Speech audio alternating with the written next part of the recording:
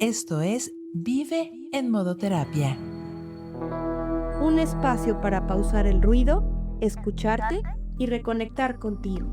Respira profundo, acomódate y quédate. Soy Claudia Segrove y este es tu momento para volver aquí. Vive en Modo Terapia, un espacio seguro para pausar, sentir y sanar.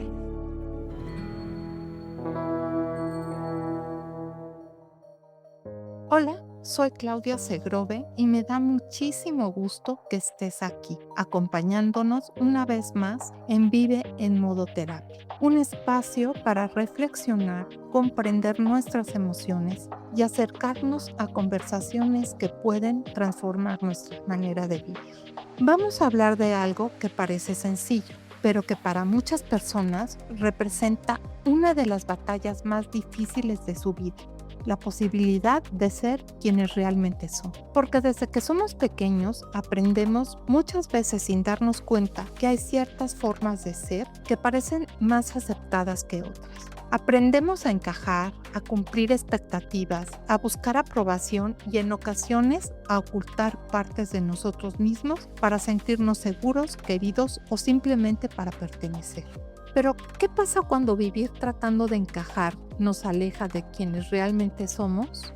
¿Qué ocurre cuando sentimos que debemos elegir entre ser aceptados o ser auténticos? La realidad es que para muchas personas esa no es una pregunta teórica, es una experiencia cotidiana. Una lucha interna que puede durar años y que tiene un impacto profundo en la autoestima, la salud mental, las relaciones y la forma en que construimos nuestra identidad. Podría parecer que en los tiempos que vivimos, hablar de etiquetas ya no es necesario, que son conversaciones que ya quedaron atrás o que los avances sociales han resuelto por completo. Pero la realidad es que aún existen personas que sienten miedo de mostrarse tal como son, de expresar a quien aman, de nombrar su identidad o de pedir que se les reconozca de la manera en que desean ser nombradas. Por eso, estas conversaciones siguen siendo importantes, porque la visibilidad no se trata únicamente de reconocimiento, sino también de respeto, de dignidad y de la posibilidad de vivir con libertad. Encuentros con propósitos. Me emociona mucho la conversación que vamos a tener el día de hoy, porque habla de algo profundamente humano, la autenticidad. Aunque cada historia es distinta, hay algo que nos une a todos: el deseo de sentirnos vistos, aceptados y valorados por quienes realmente somos. Y cuando una persona encuentra el valor para vivir desde su verdad, ocurre algo extraordinario. No solo transforma su propia vida, también inspira a otros a hacer lo mismo y les demuestra que es posible vivir con más libertad y menos miedo. Por eso, nuestra invitada de hoy es una figura tan importante para miles de personas.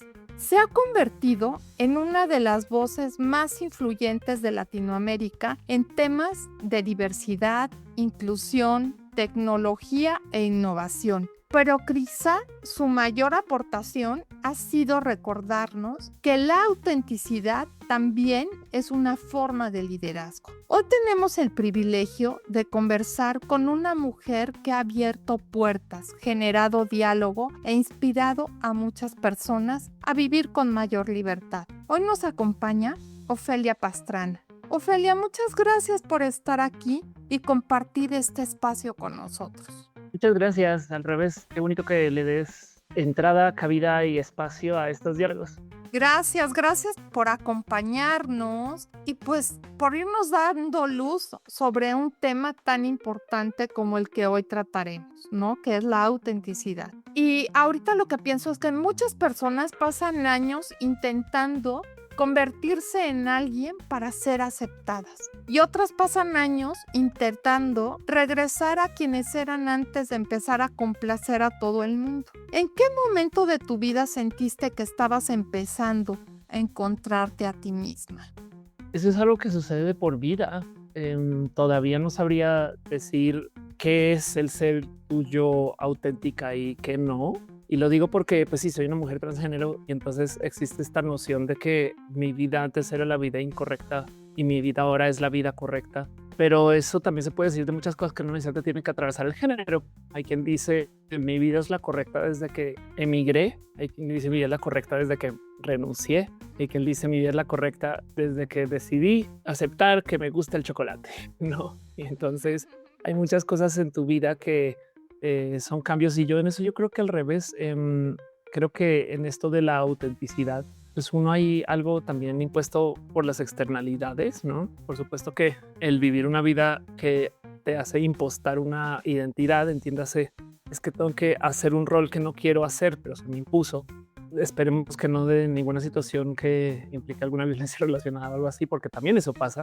No sé, todos pasamos por la presión económica de la vida, ¿no? Excepto algunas marcadas personas que no. Volviendo al punto justo de la autenticidad, yo no puedo decirte aquí fue, aprendí en algún momento en mi vida a improvisar por fines teatrales, para show. Y aprendí que confío más en mi capacidad de improvisar que en cualquier otra cosa. Y aún así todavía me topo sorprendiéndome con cosas, eventualidades y no pudiéndolas aceptar y vivir, ¿no? Emergencias o cosas que me sacan de mí y que me desregulan. Pero en eso quizás podría decir que chance y más bien ese fue como el momento como de despertar mío, cuando creo que lo mío es aceptar que siempre seré y somos personas cambiantes. Porque de nuevo, yo no sé cuál es la yo auténtica. Es más, existe toda una posibilidad que en 10 años la vida que yo estoy viendo ahorita resulta ser la versión inauténtica de mí. Entonces creo que lo único que podría hablar acerca de la autenticidad es el aceptar que somos personas cambiantes. Y fíjate, tocas un punto bien importante porque lo único que es constante es el cambio, la impermanencia, ¿no? Todos somos impermanentes y somos seres siendo, o sea, estamos conjugándonos en gerundio porque todo el tiempo, pues sí, estamos cambiando. Y en logoterapia hablamos mucho de la congruencia entre lo que pensamos, sentimos y vivimos. ¿Qué señales te dio la vida de que algo no estaba alineado contigo? ¿Qué señales me dio la vida de que algo, bueno, todavía me las da? Yo creo que nada, bueno, no nada, pero muchas cosas no salen con nosotros, si no, no tendríamos deseo. Y entonces hay muchos modos de vivir que implican el querer ser, ¿no?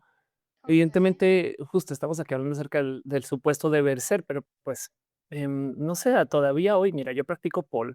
Estudié física, luego hice una maestría en econometría y hoy en día bailo pole. Para bailar pole, todo el día tienes que estar inconforme con donde estás, pero siento que justo la inconformidad es la que nos hace accionar, ¿no? Entonces, más bien no sabría decirte si es algo que se fue. Yo creo que acá seguimos todavía y eso me parece bonito. Hay algo hasta que podría argumentar que el gozo de vida viene desde la inconformidad del dónde estamos y la búsqueda de la dónde queremos llegar. Y también, si tuvieras que describir emocionalmente el costo de no poder ser tú misma, ¿cómo lo describirías? De chiqui se me dejó estudiar lo que quise. En el área del trabajo yo emprendí, entonces de muchos modos yo era mi propia jefa desde el comienzo.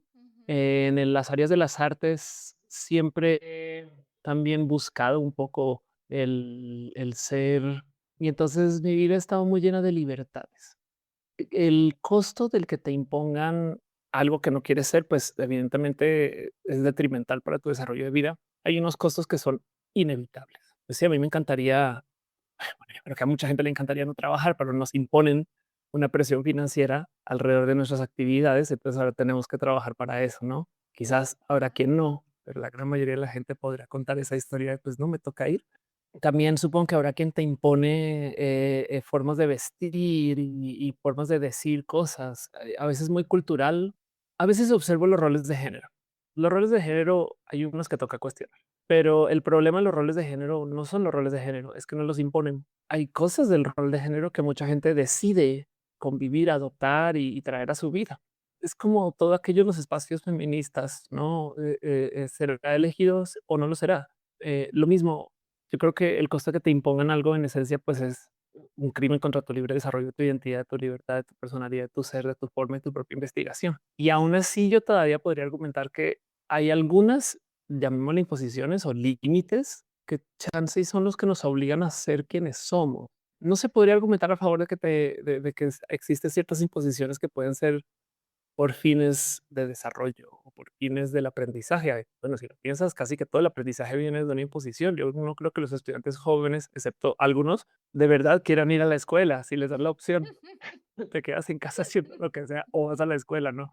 Qué buena Entonces, ahí analogía. tienes una Sí, claro. imposición que en última resulta en educación, pero pues habría una relación costo-beneficio. Pero lo que sí es que hay evidente desgaste, ¿no? El trabajo cansa, el estudiar cansa, como todos los caminos de vida, pues al empujarte también hay una energía que se desgasta mientras te devuelven a algunos caminos, que hay algunos que casi no quieres, entonces ahí estás como labrando en un sentido que no es el que quieres vivir. Y seguimos con el tema de logoterapia. Para Víctor Frank, tiene una frase súper célebre que dice que cuando ya no podemos cambiar una situación, tenemos el desafío de cambiarnos a nosotros mismos. ¿Hay algún momento de tu vida, Ofelia, en la que esa idea haya cobrado sentido para ti? Sí, Ok. hace poco decidí aprender a bailar pole y en la cultura del baile, donde se trabaja tanto con el cuerpo justo, hay una rara mentalidad acerca de los logros, pero la gente que baila en el pole no ve nada como imposible, sino solamente a tanta distancia de ensayo, ¿sabes? Como que una figura difícil, una capacidad, una coreografía, una flexibilidad, una fuerza. Nunca es difícil, solamente es no estoy ahí todavía, pero tengo que ensayar tanto, dame chance y ahí voy. Y vaya que eso fue una lección de vida. En muchas cosas de mi vida yo he buscado el camino desde la meta, que es una lección, atrevo a decir hasta patriarcal, es una lección que nos enseñan desde chiquis, ¿no? Y entonces tú no vales como de dibujante porque no publicas dibujos, ¿no? No vales como escritor o escritora porque no tienes libros. Pero ¿qué pasa si tú llevas escribiendo 6 años sin publicar? Llevas escribiendo 6 años. Y entonces, sí, yo creería que si algo cambió recientemente alrededor de eso fue, sí, como en ese momento cuando entré como al baile, que aprendí un poco acerca del cómo contra lo que sea que digan tus formas, tu crecimiento, tu fundamento, contra lo que sea que digan tus alas de formación. Qué interesante lo que nos dices, Ofelia, porque nos estás poniendo situaciones en lo cotidiano. Y a veces creemos que la vida se tiene que hacer de manera extraordinaria. Que si no lo haces extraordinariamente y si no haces cosas así grandilocuentes, ¿verdad? No puedes impactar al mundo. Y creo que tu ejemplo y cómo has modelado tu vida, pues nos habla que tu impacto en el mundo ha sido enorme. Y trabajando de a poquitos, como dices, haciendo un cambio de mentalidad en lo del baile, ¿no? Pues es constancia, es trabajo y es tener esa voluntad de seguir para adelante. Yo creo que siempre la encontramos. Evidentemente hay procesos de desarrollo donde tú sientes que no hay camino, no hay fin, no hay a dónde ir.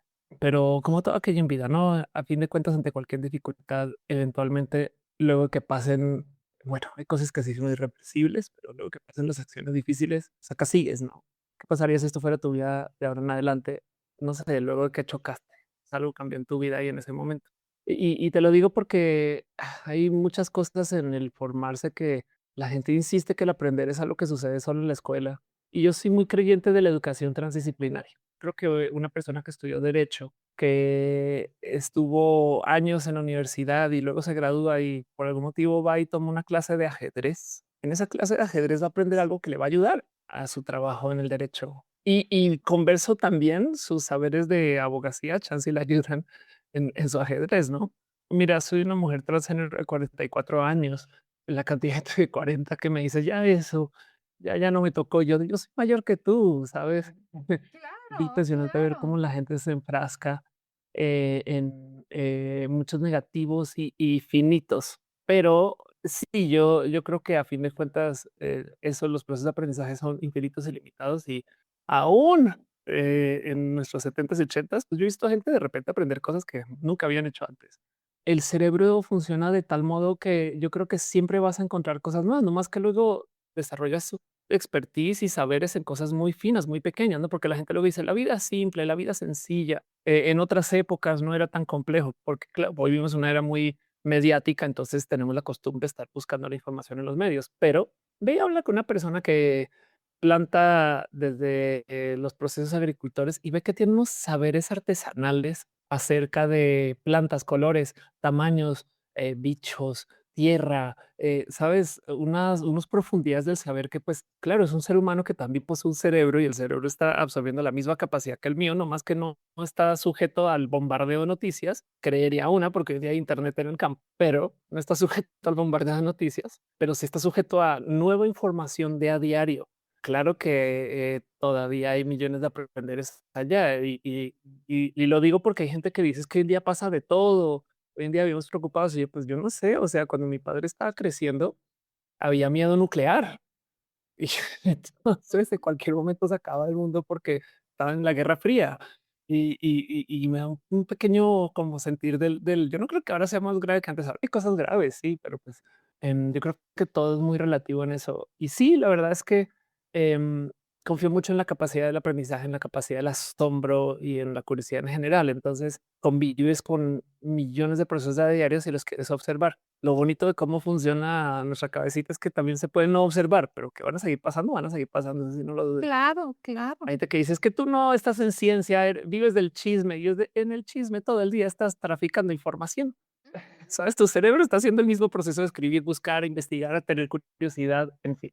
Bueno, y aparte, ¿quién más lo sabe que una persona que estudió una carrera como la que estudiaste? Sí, la verdad es que mis caminos de vida me han llevado por lugares que me han ofrecido muchos aprendizajes. De nuevo, al ser una mujer trans, que más yo comencé mi transición en edad adulta, me ha dejado observar muchos transitares de género.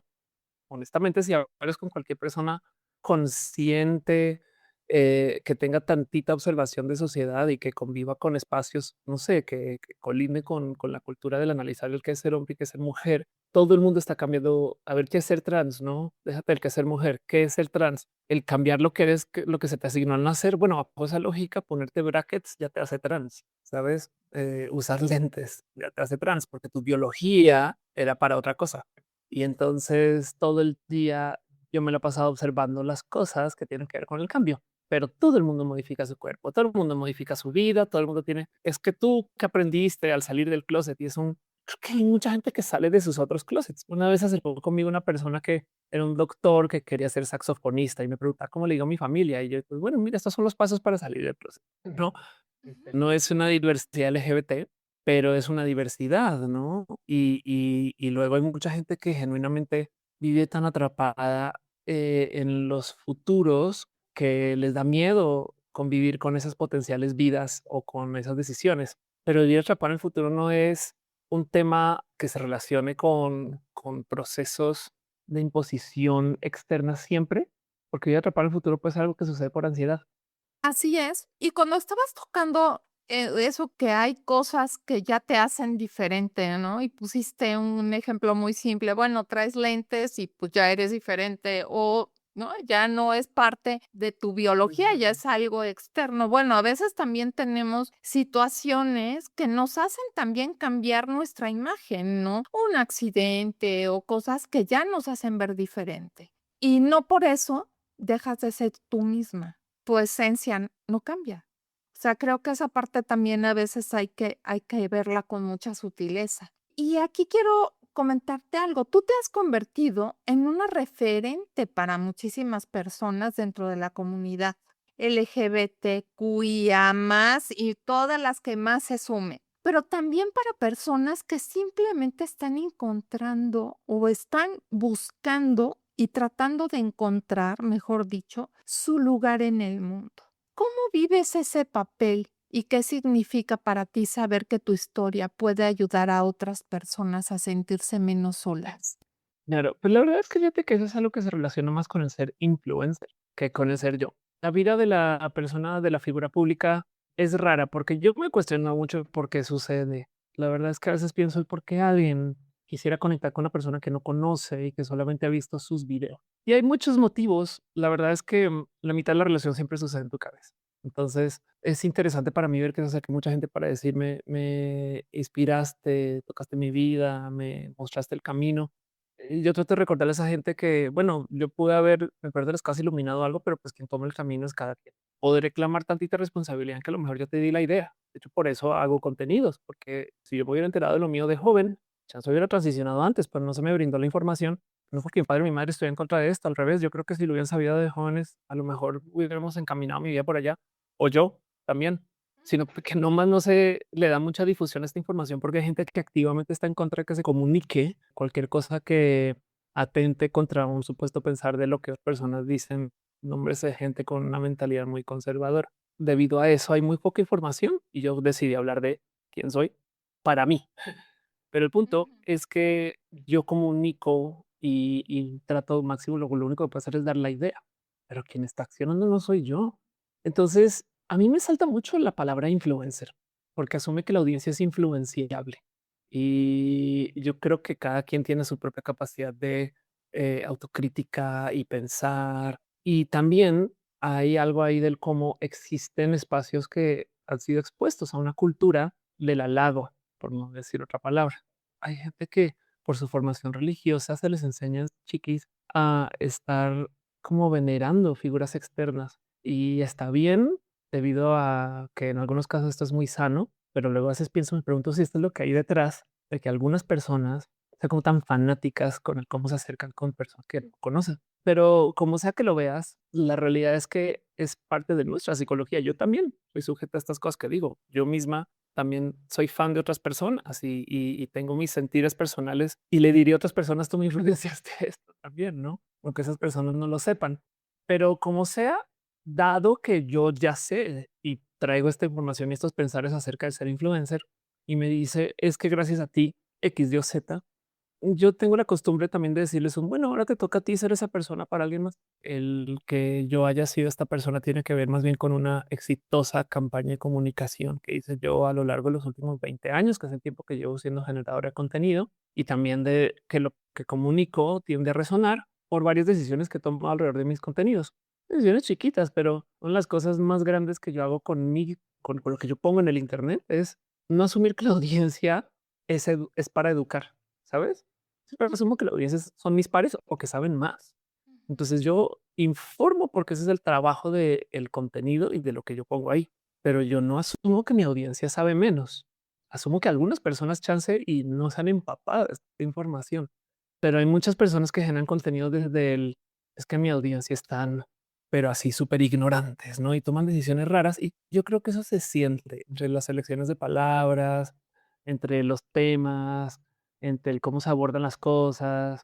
Yo creo que la educación patriarcal nos invita a que alguien decida quién manda y quién sigue, en vez de asumir que nos estamos formando en comunidad y que cada quien va a aportar algo diferente al acervo general de conoceres, que es lo que en últimas crea lo que es lo que estamos haciendo en el Internet, que es un espacio lleno de plataformas donde la gente vive con mucha horizontalidad. Entonces, en eso, volviendo al punto del cómo mucha gente conecta con las cosas que yo comunico, me parece hermoso que hayan vivido personas, porque suelen ser personas hermosas que se acercan conmigo a decirme esto, ¿no? Parece hermoso que hayan personas que se han acercado con estas historias y siempre me da mucha curiosidad saber cuáles son y por qué.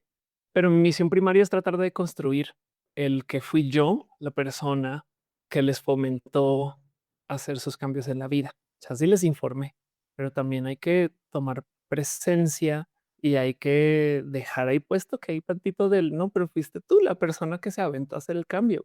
Fuiste tú la persona que tomó esa decisión. Cuando yo doy mis conferencias, yo les digo a las personas que organizan, yo no estaría aquí si no fuera porque ustedes me invitaron. Yo no iba caminando enfrente del edificio y dije, ay, sería bueno subirme acá a dar una conferencia. Cuando yo hago mis shows, si no tuviera audiencia, no haría shows. Entonces hay que también sentar presencia que no solo porque una comunica, una es la entera responsable de la maravillosidad de la comunicación. Yo creo que en el consumir, así sea, también hay algo de hermoso que tenemos que darle su lugar. Y eso es parte del cómo me comunico yo. Y yo creo que en eso es que mi audiencia es una audiencia de gente hermosa, porque más que una audiencia, de nuevo, yo lo veo como una gran comunidad de gente muy bonita. ¿Quién sostiene a Ofelia cuando Ofelia necesita ser sostenida? Mi círculo de apoyo es vasto y amplio y a la par diminuto. La verdad es que mi novia es gran parte de los motivos por los cuales me mantengo muy en forma sólida. Familia siempre ha estado ahí para mí, pero también existe mi Ofelia del pasado y mi Ofelia potencial del futuro. Y entonces muchas veces en el cómo me veo yo, a ver, cuando se habla de la gente trans, tiende a haber un enfoque en todos los negativos, los tristes y lo que yo llamo el pornodrama, que es como el contar la historia desde el sufrir, desde el dolor, desde la carencia y desde el desarrollo reactivo. Cuando la verdad es que si yo vivo mi vida hoy siendo quien soy es porque a mí me encanta ser mujer, el inverso de que yo no estoy viviendo así porque me choque ser hombre. ¿Me explico? Cuando hay altibajos en la vida, hay muchas cosas donde yo a veces siento cabeza del bueno, pero vamos a ver cuáles son los positivos actuales. Entonces, mucha gente habla de esta cosa que se llama la disforia de género, que en realidad es ansiedad de género, del cómo lo vimos las personas trans. Pero yo creo que el 100% de la población mundial vive ansiedad de género. Hay gente que se despierta y hace muchas cosas para sentirse mujer y ni siquiera son trans, ¿no? Y entonces siempre se habla de la disforia, muy pocas veces se habla de la euforia de género. Y la euforia de género son todas las cosas que yo gozo de ser quien soy. Pero es que desde la educación moralina se nos enseña que el gozo es para castigar, que el gozo no debería existir. Y de construir eso es un gran consejo de vida en general. Si tú aceptas que hay gozo en tu vida, muchas cosas van a ser más fáciles, aun cuando no te vaya bien. Una vez estaba teniendo un problema con algo relacionado justo con temas de género. Como le decía alguien, me pesa el género hoy. Y esa persona me dice, pero no es lo que querías. Yo, pues sí, pues el ser mujer no es exactamente un gozo de decisión, ¿sabes? En muchas situaciones y condiciones, ¿no? Pero aún así alguien me dijo eso, no es lo que elegiste. Y el sentar cabeza que, claro, yo elegí esto y yo estoy buscando estas cosas porque lo quiero. Entonces, pero mira, hay gente que quisiera en su vida, pues se acercó conmigo a alguien que me decía, es que sabes que ya aprendí que lo que me gusta es la fiesta y la peda. ¿Qué hago? Yo, pues bueno, pues ahí tienes para perseguir caminos de vida. Desde lo moralino nos enseñan que las decisiones de vida tienen que ser épicas y concentradas, ¿no? Y es como esta gente que trae estos pensares de que el reggaetón es música que no debería existir y la música clásica es la música de verdad, que es un comentario muy calificatorio acerca de lo que es la música, ¿no? Pero bueno, pues a lo mejor hay muchos caminos profesionales dentro de la fiesta que te pueden mantener ahí, si es lo que te gusta, pero mucha gente no se le enseña a observar que hasta los gustos culposos, que porque son culposos los gustos, que hasta las decisiones de las cosas chiquitas, pues eso sigue siendo una decisión.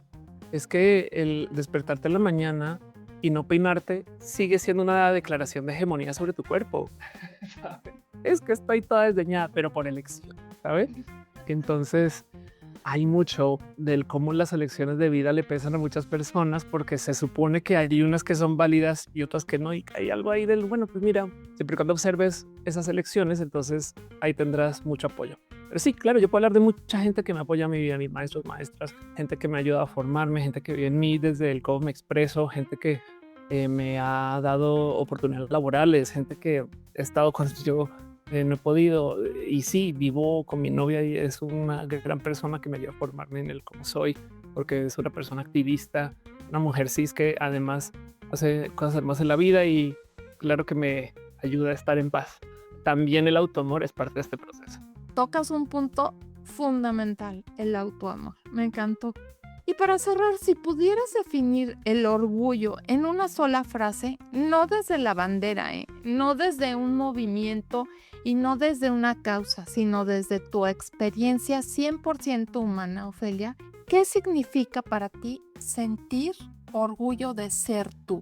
Pues dejando de lado el tú, porque en este contexto se puede entender el ser una mujer trans, que está bien, es algo de lo cual soy muy orgulloso. Yo creo que hay muchas cosas de las cuales podemos expresar orgullo. Cualquier situación identitaria nos puede dar orgullo. ¿Qué es una identidad? Listémoslas. Mamá, estudiante, pilota, jugadora de videojuegos, mujer, física, Bailarina, economista, bailarina. Tú nómbralo. Y lo bonito del principio de autentificación es que yo te digo a ti que soy y tú me respetas por eso. No estoy hablando de ser una mujer trans, estoy hablando de todo lo identitario. Yo soy la maestra, ¿sabes? Yo soy la mamá, yo soy la hija. Entonces, bajo esa visión, le daría una definición al orgullo como la satisfacción de esa elección de lo identitario. Hermoso. Y bueno, muchísimas gracias por esta conversación. Gracias por abrirnos una ventana a tu historia. Pero sobre todo, gracias por recordarnos que la autenticidad no es un destino, sino una decisión que se toma una y otra vez a lo largo de tu vida. Me quedo con algo muy valioso de esta charla, que el verdadero valor no está en ser quien los demás esperan que seamos, sino en tener la valentía de habitar nuestra propia verdad. Muchísimas gracias, Ofelia. Un deleite platicar contigo. Me encantaría quedarme horas platicando contigo, porque en verdad me encanta lo que dices y cosas que pues llegan al corazón, que eso es lo más Claro, importante. sí. Ay, muchas gracias. Y sí, justo de nuevo, cuando yo digo diversidad en mis espacios, la gente siempre va directo a diversidad en la comunidad LGBT, que es verdad, hay que hablar mucho de la comunidad LGBT, pero diversidad, a mucha gente se le olvida que la diversidad es diversa. Diversidad puede ser cuerpos, neurodivergencias, movilidad, ser mamá autónoma, estudiar, no estudiar, ser mayor, ser menor, y todo el mundo entra a la diversidad. Hasta la gente hegemónica, los hombres blancos y heteropoderosos, eventualmente serán viejos y van a entrar en esa diversidad. Entonces todo el mundo entra a un proceso de diversidad y en eso hay que entender que la naturaleza del universo es la diversidad. Pero me gusta más hablarlo desde los procesos que observan todo desde lo humano, no negando que soy una mujer trans, pero entendiendo que a fin de cuentas esta es nuestra experiencia en este planeta. Y eso, que he conocido gente que argumenta, y no les culpo, que no son seres humanos. ¿Y eso también habla de diversidad? Mientras escuchaba a Ofelia, no podía dejar de pensar en algo que trabajamos mucho en terapia, y es que una de las mayores fuentes de sufrimiento no siempre viene de lo que nos pasa. A veces viene de la distancia que existe entre la vida que estamos viviendo y la vida que en el fondo sabemos queremos vivir. Pero llega el momento en que la vida nos hace una pregunta inevitable. ¿Estás viviendo desde quien realmente eres o desde quien crees que deberías de ser? La autenticidad no es un acto de egoísmo, es un acto de responsabilidad con nuestra propia existencia. Porque cuando dejamos de ser fieles a nosotros mismos, algo dentro de nosotros comienza a apagarse. Cada día, a través de nuestras decisiones, de nuestras relaciones y de la manera en que elegimos vivir, vamos respondiendo a esa pregunta. Por eso hoy quisiera invitarte a reflexionar. ¿Hay alguna parte de ti que has dejado de escuchar? ¿Hay alguna verdad que llevas tiempo posponiendo? ¿Hay alguna versión de ti que está esperando permiso para existir?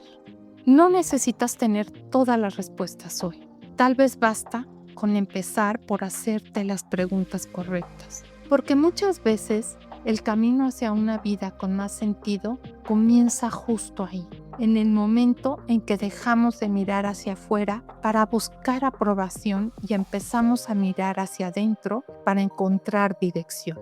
Gracias por acompañarnos en este episodio de Vive en Modo Terapia. Si esta conversación resonó contigo, compártela con alguien que pueda necesitar escucharla. Y recuerda que este espacio también se construye contigo.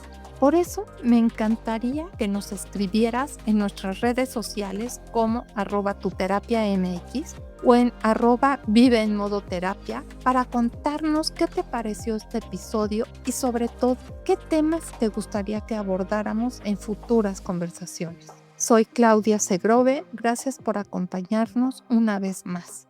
Y recuerda que vivir en modo terapia no significa tener la vida resuelta. Significa vivirla con conciencia, con responsabilidad y con la valentía de construir una existencia que tenga sentido para ti. Gracias por darte este momento. Recuerda, pausar también es parte del proceso. Soy Claudia Segrove y fue un placer acompañarte. Si este episodio resonó contigo, suscríbete, compártelo y envíanos tus preguntas o historias. Nos escuchamos muy pronto. Cuídate y vuelve a ti. Vive en Modo Terapia, un espacio seguro para pausar, sentir y sanar.